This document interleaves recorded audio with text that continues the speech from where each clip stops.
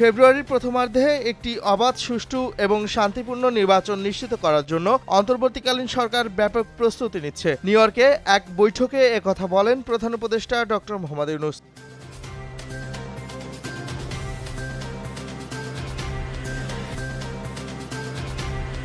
New ইয়র্কে বন্দুকধারীর হামলায় নিহত পুলিশ কর্মকর্তা দিদারুল ইসলামের পরিবারের সাথে সাক্ষাৎ করেছেন প্রধান উপদেষ্টা ডক্টর মোহাম্মদ ইউনূস। এ সময় তিনি তার পরিবারের প্রতি গভীর সমবেদনা জানান।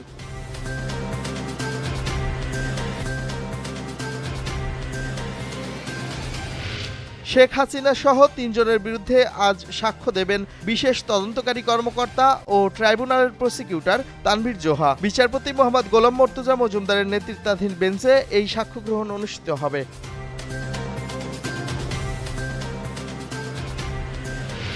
আগামী ৩ বছরের জন্য বিপিএল এ যুক্ত হচ্ছে ইন্টারন্যাশনাল ম্যানেজমেন্ট গ্রুপ আইএমজি। বিসিবির বোর্ড সভা শেষে পরিচালক ইফতেখার রহমান মিঠু একথা বলেন।